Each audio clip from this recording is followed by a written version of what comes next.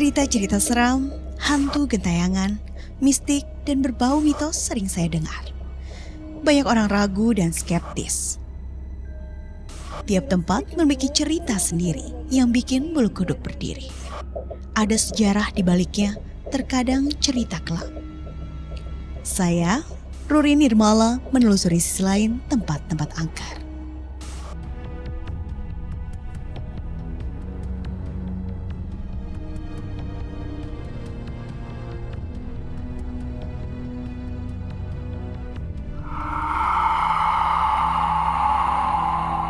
Dari rumah itu udah ada keanehan gitu, akan terjadi kecelakaan itu kadang-kadang udah ada gitu tanda-tanda kejadian gitu.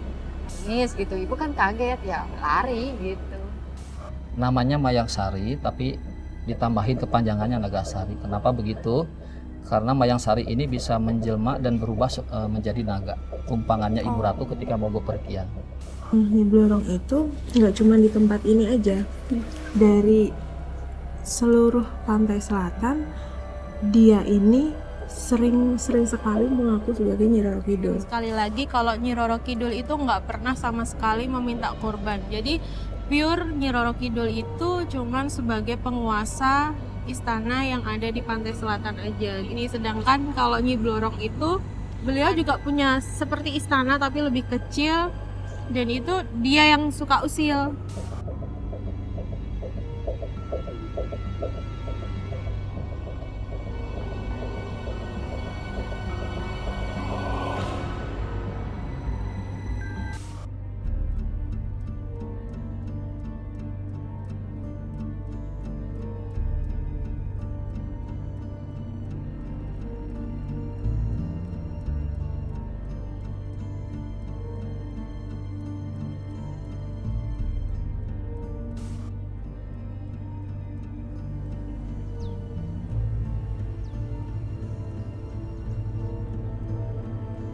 Pantai Pelabuhan Ratu atau sering disebut Pantai Pelabuhan Ratu adalah salah satu pantai yang berada di Kabupaten Sukabumi, Jawa Barat.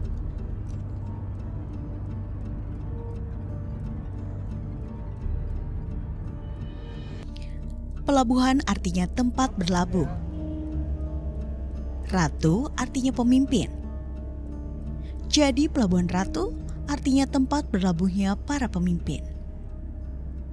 Lokasi pantai berada di pesisir selatan Jawa Barat, letaknya sekitar 60 km dari kota Sukabumi. Selain dikenal karena keindahan alamnya, di Pantai Pelabuhan Ratu sering terjadi kecelakaan yang memakan korban jiwa.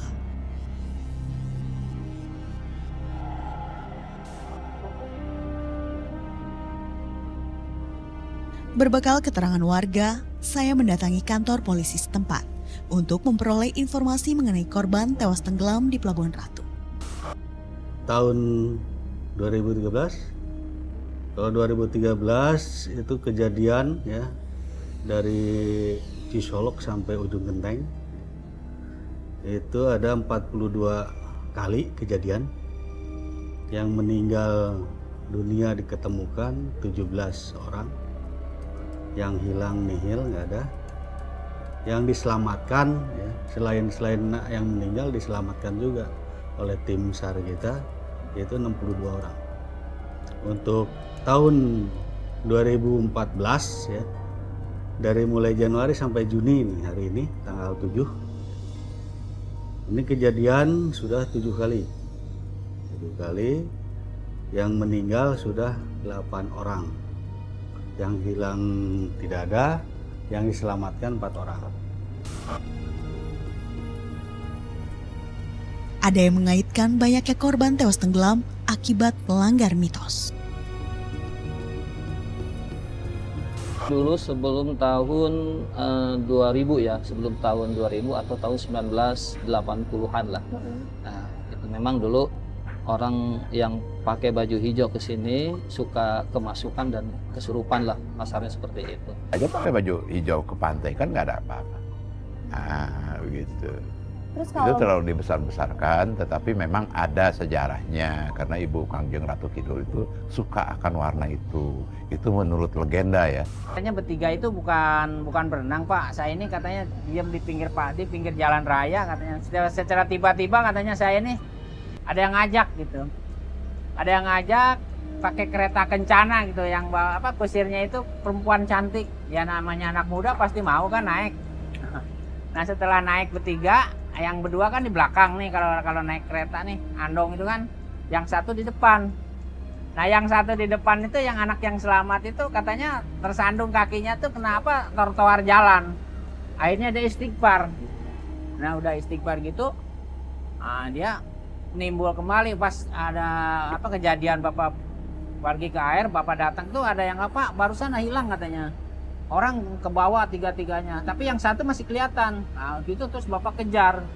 Nah kejar itu memang keadaan dia di tengah laut tuh udah keadaan 200 meter masih bisa baca istighfar gitu. Astagfirullahaladzim, astagfirullahaladzim. Nah. Banyaknya korban yang tewas tenggelam di Pelabuhan Ratu menciptakan kisah misteri tersendiri.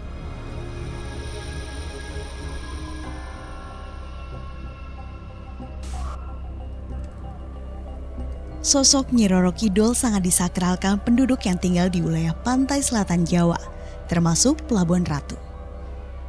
Banyak kisah tentang legenda Nyi Roro Kidul yang dipercaya masyarakat. Namun, hanya sedikit orang yang bisa menjumpai Ratu Pantai Selatan tersebut. Kangjeng Ratu Kidul itu adalah suatu figur seorang putri raja yang mempunyai kesaktian, kira-kira begitu ya dalam legenda itu. Kemudian dia ingin mengangkat bahwa suatu saat nanti setelah runtag ataupun setelah tiadanya kerajaan Pajajaran di Pakuan, mereka bercita-cita atau berkeinginan untuk kembalikan lagi kejayaan tersebut dengan mengangkat kekayaan alam yang ada di wilayah selatan ini gitu. Namanya Mayang Sari tapi ditambahin kepanjangannya Nagasari. Kenapa begitu? Karena Mayang Sari ini bisa menjelma dan berubah menjadi naga. Tumpangannya Ibu Ratu ketika mau bepergian.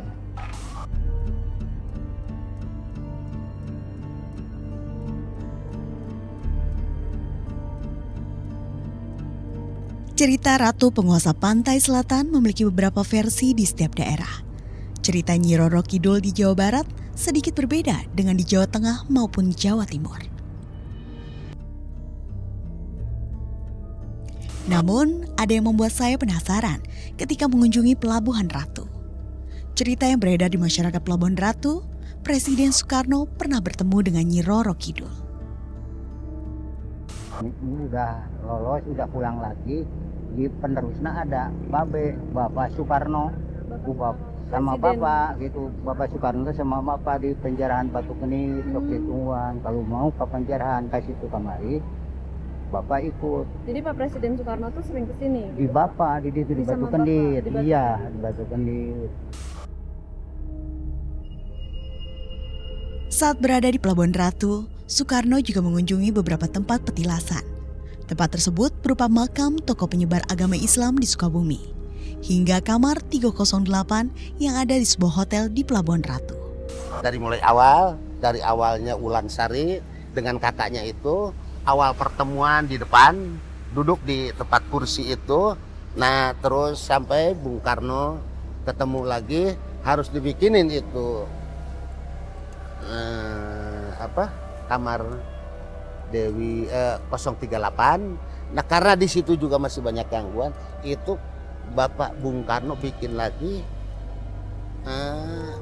namanya pengistirahatan Bung Karno di Pelabuhan Ratu. Ada. Ada petilasan yang hingga sekarang paling sering dikunjungi warga dari berbagai daerah, yaitu Batu Kursi Nyi Roro Kidul. Lokasinya tidak jauh dari pantai Karanghawu. Namun, bagi pengunjung yang ingin sampai ke tempat tersebut, harus menapaki anak tangga yang lumayan terjal.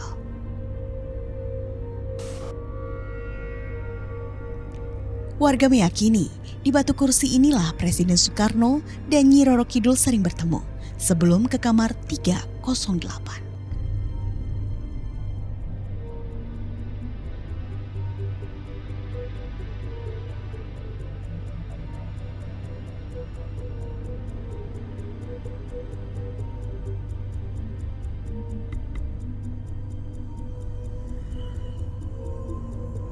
Saat ini saya berada di Batu Kursi Karanghawu Pelabuhan Ratu. Tempat ini adalah tempat pertama kalinya Bapak Soekarno bertemu dengan Nyi Roro Kidul. Dan banyak masyarakat yang datang ke sini untuk berinteraksi langsung dengan Nyi Roro Kidul. Benarkah Nyi Roro Kidul sering menampakkan diri di sini?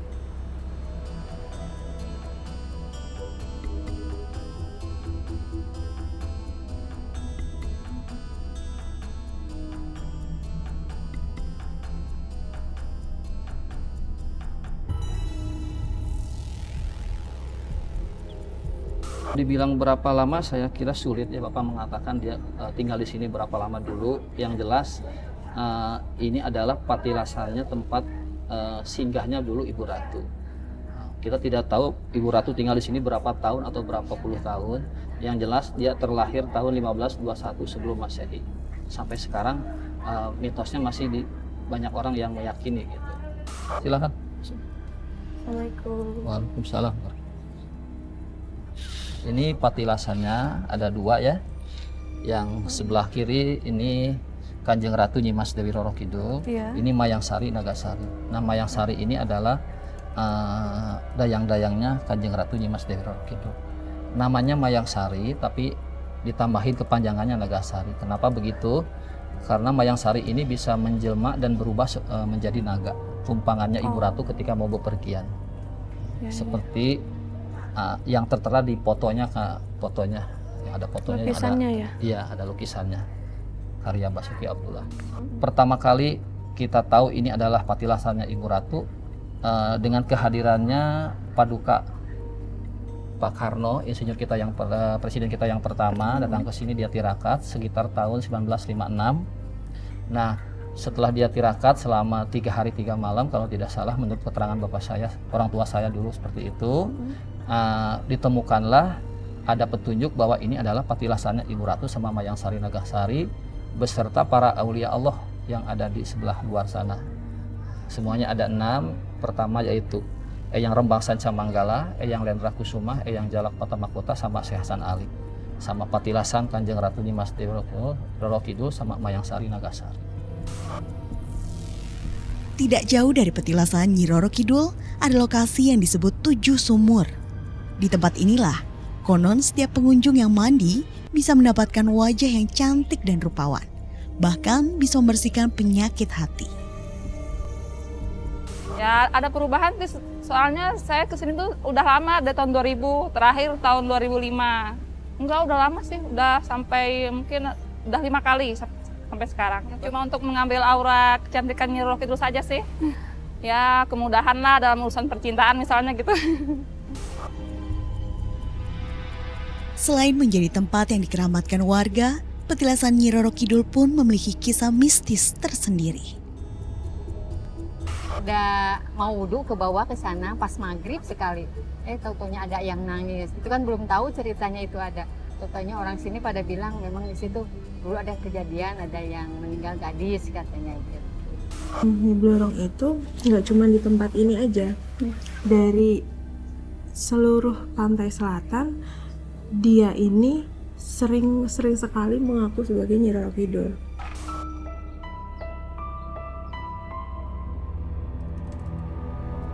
Sosok Nyi Roro Kidul sering digambarkan dalam sebuah lukisan. Ada kisah mistis dan proses persiapan maupun hasil dari lukisan yang sudah jadi. Saya mendatangi salah satu galeri pelukis Nyi Roro Kidul. Konon, sebelum melukis, ia selalu melakukan ritual terlebih dahulu. Dalam melukis ini itu sebelum melukisnya emang ada beberapa ritualnya. Yang pertama itu pada hari saat melukis, Bapak terlebih dahulu meditasi dan puasa. Seperti itu. Dan untuk proses melukis juga waktunya nggak sembarangan. Terus ada 2 waktu. Yang pertama itu sekitar habis maghrib atau 6:30. Itu dimulai dari 6:30, selesai itu jam 11:30 malam, jam 12 malam itu selesai.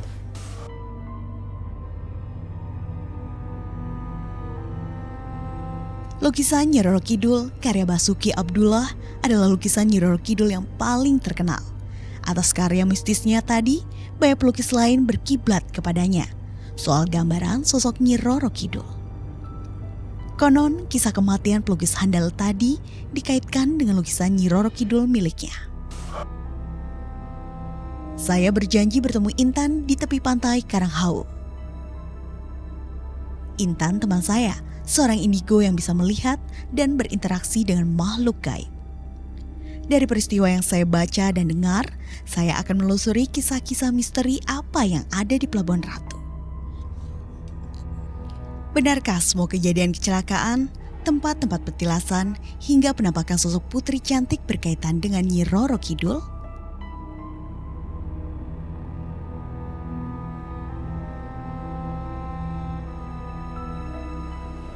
Intan, Hey, lagi apa? ini nih lagi foto-foto, pantainya bagus deh. Iya, di sini kan selain keindahan pantainya, di sini tuh terkenal banget dengan Nyi Roro Kidul. Kamu udah tahu sendiri kan? Yes. Nah, sekarang aku tuh mau mencari informasi keseluruhan tentang Nyi Roro Kidul. Kamu bisa temenin aku nggak? Boleh. Ya. Kita ke sana.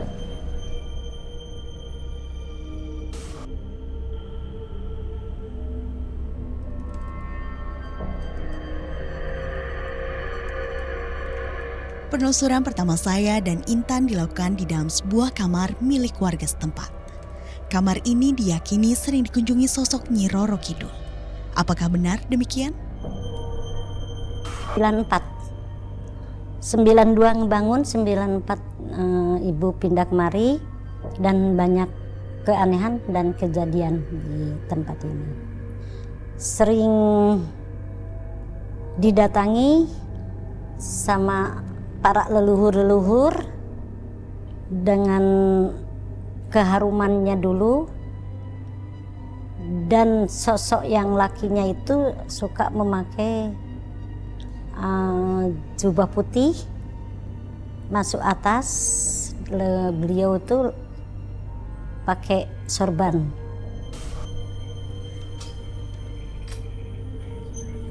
Assalamualaikum.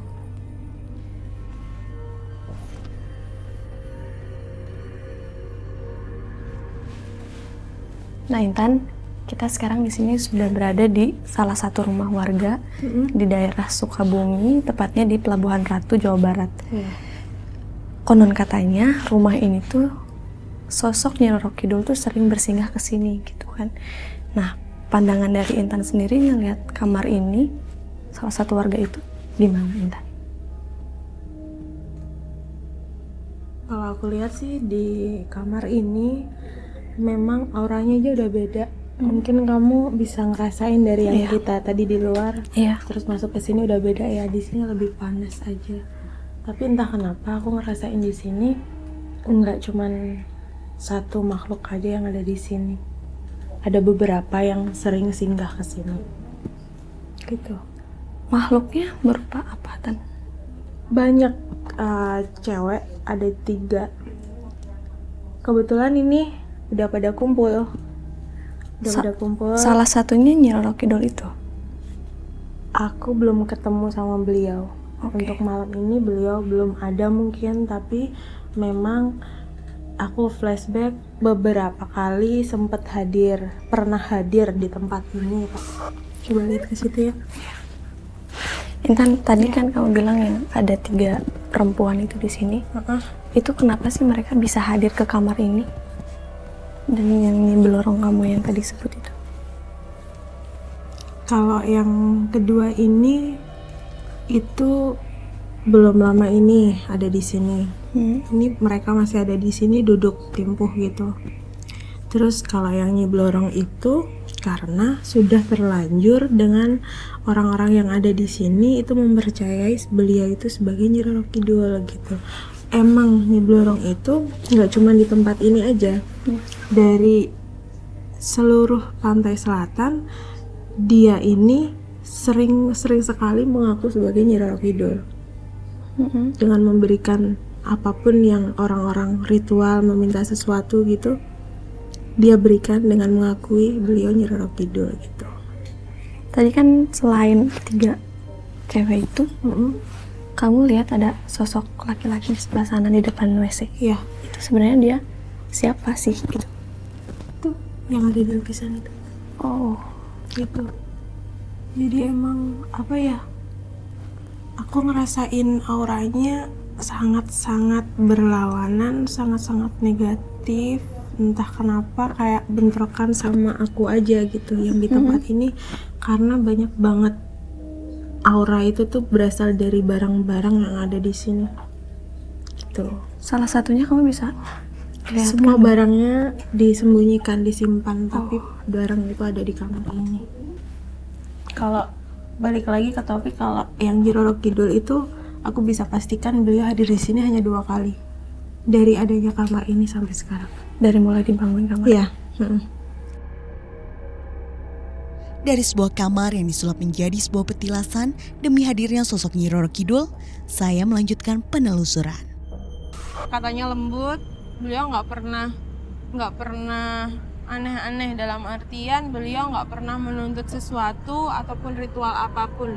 Beliau muncul juga jarang sekali muncul di hadapan orang gitu, jarang sekali, cuman sama orang-orang tertentu aja. Dan kalau mau ada bencana alam apa gitu, kadang beliau muncul dengan kayak sinyal-sinyal tertentu lah.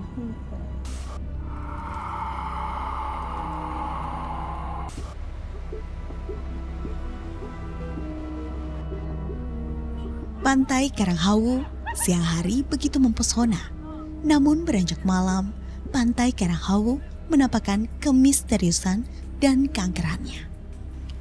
Selain banyak memakan korban jiwa, di lokasi ini pun kerap terjadi peristiwa mistis. Makanya ketemulah sosok badan itu, karena ketemu dengan pakaiannya hijau, yaitu cuma ke atasnya di dagu ya, ke atas itu hanya bayang.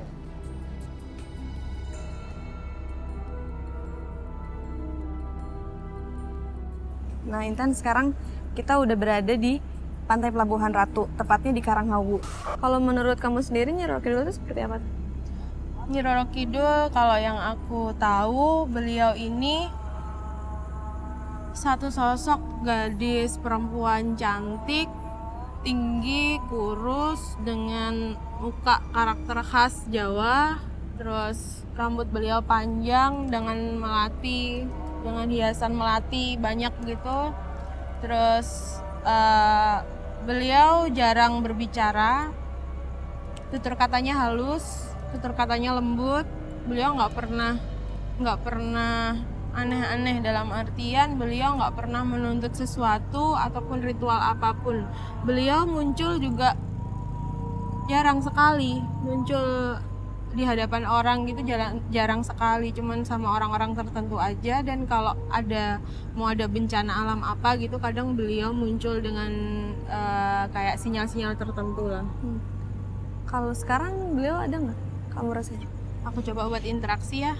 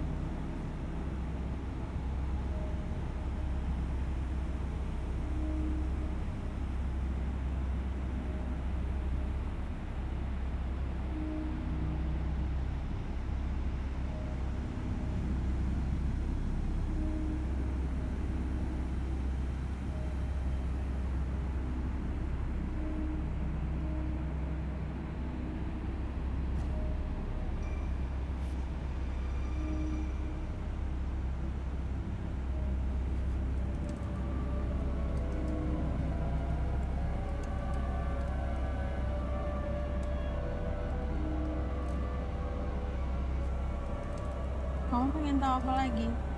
Apa yang kamu rasain? Kamu boleh tanya anakku. Yang kamu rasain sekarang? Aku penasaran. Intan,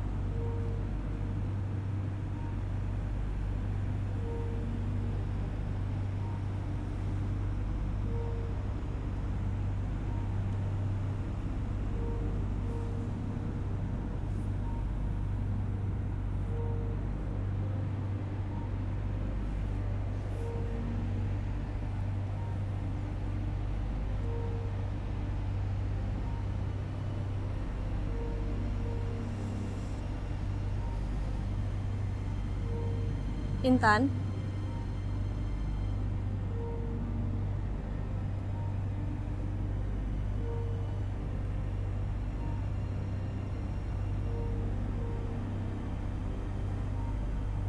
Nama kamu Roni. iya saya.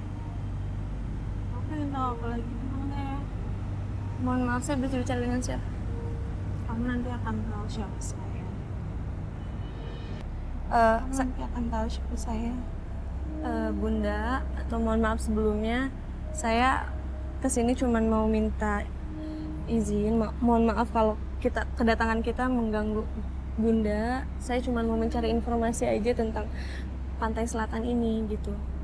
Mohon maaf kalau kedatangan kita kesini mengganggu Bunda.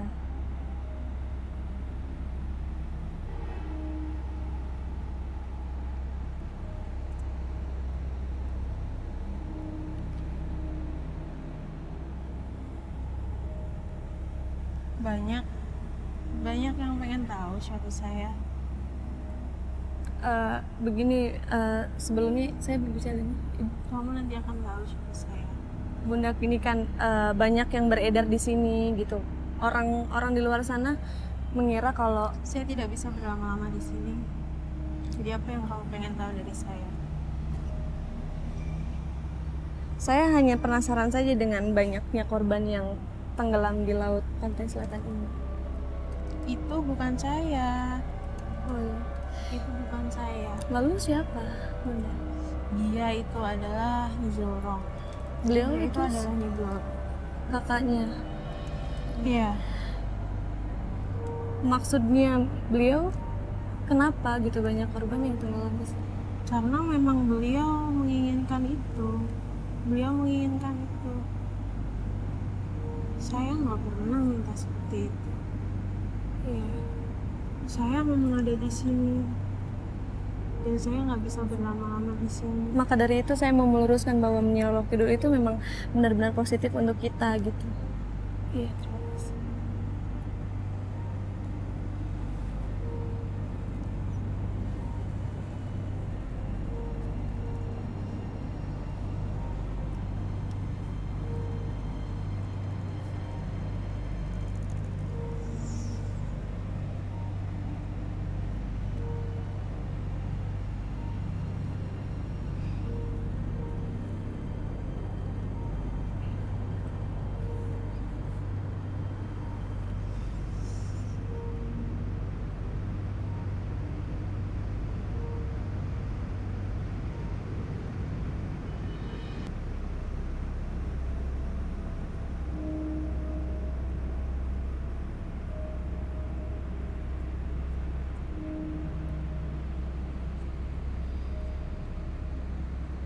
Jangan pernah ada yang beranggapan saya sedih. Iya, iya Bunda. Saya sedih banyak yang beranggapan itu semua itu dari saya. Maka Tapi dari bukan itu dari saya. Iya, iya. Saya hanya menjaga di sini. Kenapa mereka seperti itu? Iya, iya Bunda. Itu semua bukan saya. Kita luruskan semuanya Bunda.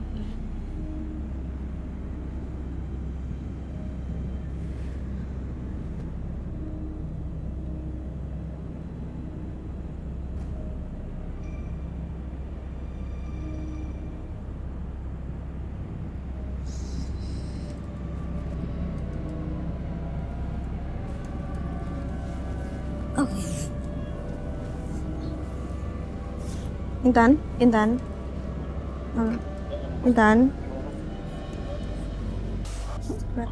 Istighfar. Intan.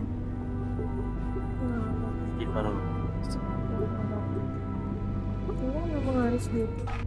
Kenapa mereka seperti itu? Iya, iya benar. Itu semua bukan saya. Kita luruskan semuanya, Bunda.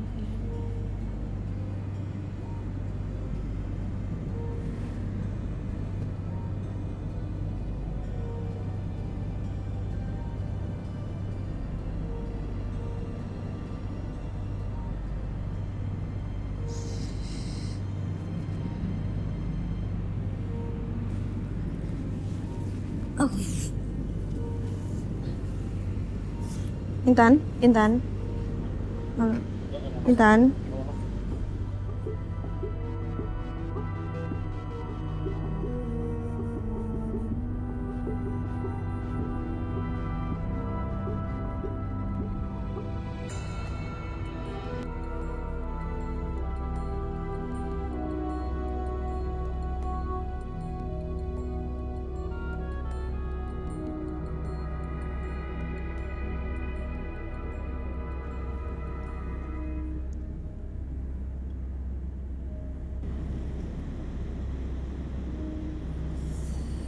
Mas ajarin itu di situ dia mau pergi lagi ke sana atau emang lagi ngeliatin kita? Masih ada di situ. Dia tadi nanya-nanya mau nanya apa lagi berarti dia nggak suka kita. Enggak, bukan nggak suka, beliau memang aduh, bisa bantu aku berdiri ya. Beliau memang ada di situ. Itu beliau dengan sorry aku masih lemes banget sumpah. Itu beliau ada di situ dengan astagfirullah, dengan kudanya. Itu ularnya di sana. Kok aku nangis sih? Dengan kudanya di situ. Terus beliau positif. Terus memang harus gitu, gimana sih, tadi aku coba buat interaksi gitu aja, terus yaudah gitu aja, ngalir gitu aja. Tadi kamu sadar nggak pas dimasukin? Tahu? Aku tahu kalau beliau mau masuk, dari tadi aku tahan. Tadi tuh kamu beda banget loh. Beda? Iya, kamu tuh lembut sekali, terus dia nanya ada apa lagi gitu yang mau kamu cari, itu sebenarnya siapa sih? Ya karena memang dari tadi awal kita mau mulai kan aku sempat yang lebih mendekat sama pantai. Terus aku yang berusaha buat minta izin sama beliau, sama penghuni yang ada di sini, bukannya berniat. Intinya gini, aku minta izin cuman kita ada di sini bukan berniat untuk mengganggu mereka atau gimana, niatan kita positif ya, cuman sebatas itulah. Dan aku minta izin kalaupun diizinkan untuk berinteraksi sama beliau gitu. Dan mungkin apapun yang terjadi sama aku tadi kayaknya memang harus begitu, karena memang beliau ingin menyampaikan sesuatu aja gitu. Berarti yang masuk ke diri kamu itu Nyi Roro Kidul? Iya. Karena beliau hadir itu udah lama, tadi di titik situ tadi yang diem nunggu duduk aja di kereta gitu sambil memperhatikan gitu. Dari situ kayak yang aku pikir cuman pengen komunikasi aja. Aku pikir pengen komunikasi aja, tapi habis itu terus kayak yang perlahan dari sebelah kiri aku tuh kayak yang masuk udah gitu aja. Dan dia cuman sempat ngomong semua akan baik-baik aja gitu. Pantai Pelabuhan Ratu dan cerita sosok Nyi Roro Kidul tidak bisa dipisahkan. Banyak warga yang merasakan manfaat dari dongeng Ratu Pantai Selatan tadi. Kalau penelayan setahun sekali dia memohon untuk mengasih ikan kepada penelayan semua gitu. Jadi sampai sekarang juga si penelayan, semua warga di sini percaya kepada Nyi Roro Kidul itu. Banyaknya korban yang tenggelam di pantai Pelabuhan Ratu, menurut Kepolisian Air dan masyarakat tokoh setempat, dikarenakan ketidaktahuan mereka tentang kondisi pantai yang ada. Yang datang ke Pelabuhan Ratu, ya dia sebenarnya bukan berenang, main di pinggir pantai, tapi dia nyentuh air gitu kan. Sewaktu-waktu datang ombak besar. Ya karena orang-orang wisatawan itu belum pernah mungkin berenang di laut, makanya begitu dia kena arus, dia kaget. Udah kaget melawan arus itu, otomatis lemas kan. Nah, habis lemas ya dia masuk ke dalam air. Sosok Nyi Roro Kidul sangat melekat di warga Pelabuhan Ratu. Kisah yang diceritakan secara turun-temurun memiliki makna. Suatu kejadian, mitos, dan larangan yang terkait dengan sosok Nyi Roro Kidul adalah budaya yang masih dipegang utuh oleh sebagian masyarakat. Namun, berbagai kejadian juga bisa dijelaskan secara rasional dan mungkin merupakan suatu kebetulan.